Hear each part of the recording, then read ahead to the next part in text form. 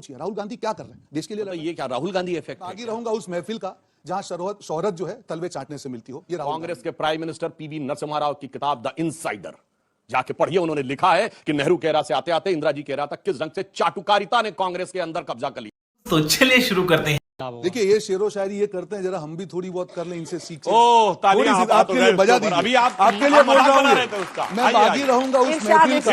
इरशाद मुकर्रर, धन्यवाद। मैं बागी रहूंगा उस महफिल का जहां शोहरत जो है तलवे चाटने से मिलती हो। ये राहुल गांधी है। कोई सेंस है इस बात की? वो नहीं मांगेंगे, वो देश की जनता के लिए लड़ते रहेंगे। मगर क्यों? ना भी इन्होंने मजाक उड़ाया, व्हाट्सएप यूनिवर्सिटी क्या ये किया, सब कुछ किया। आज सत्य की बात हुई। अब मैं यहाँ पे जो हमारे नौजवान बैठे हैं, इन्होंने व्हाट्सएप यूनिवर्सिटी में राहुल गांधी का बहुत मजाक उड़ाया, सब कुछ किया। राहुल गांधी क्या कर रहे हैं? देश के लिए लड़ रहे हैं।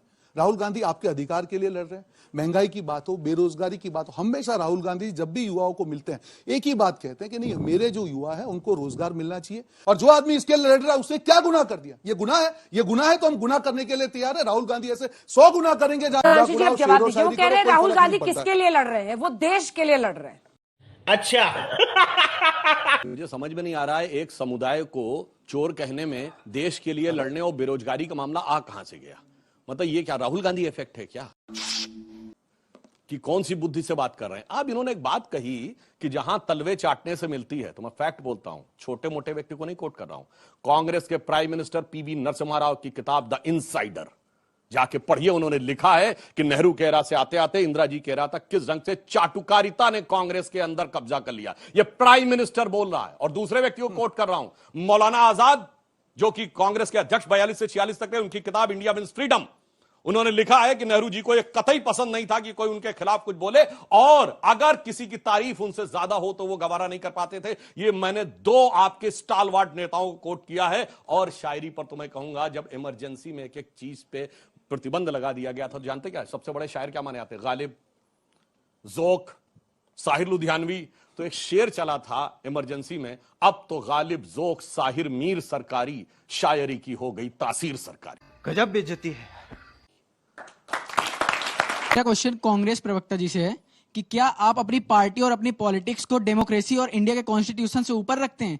क्योंकि आपकी ही पार्टी के कुछ लीडर बोलते हैं कि जो सुप्रीम कोर्ट का ऑर्डर है वो गलत है, हाई कोर्ट का ऑर्डर है वो गलत है, और जब सुप्रीम कोर्ट बहाल का स्टे देती है राहुल गांधी को, तो उसे ही सही कहा जाता है। तो एक पल में आप कोर्ट को और जुडिशरी सिस्टम को गलत कह रहे हैं और दूसरे पल उसी को सही कह रहे हैं, और सही कहने के बाद आप अपने रूलिंग पार्टी पर निशाना साधते हैं।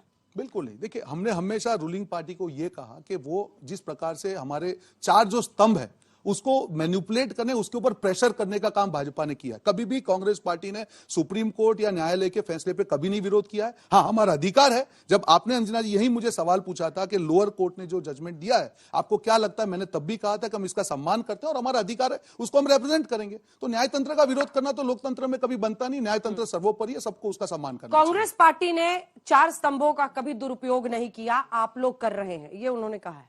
बुरा नहीं मानना सर। अच्छा, कभी दुरुपयोग नहीं किया। इमरजेंसी के समय आप सारा मान रहे हैं, फिर रेयर व्यू हो जाएगा ना सर। जब आपने अगर कभी वर्ड कहा है तो कभी में तो आ ही जाएगा। अभी कहिए तो अभी का जवाब दे दें। हाँ। कभी में तो आ जाएगा ना। पूरा डेमोक्रेसी में सारा विपक्ष जेल में था, और आपको पता है हर व्यक्ति के मूल अधिकार समाप्त। आपको पुलिस अरेस्ट कर सकती है बगैर मुकदमे के, और आप कोर्ट भी नहीं जा सकते। अगर आपने इतना बोल दिया कि इंदिरा गांधी की सरकार हटानी है तो, और सुनिए, आज इंडिया की बात करते हैं, इन्होंने तो India is Indira, Indira is India कह दिया था, और आज तक उसके लिए माफी नहीं मांगी है। इंडिया के प्रति कितना सम्मान है।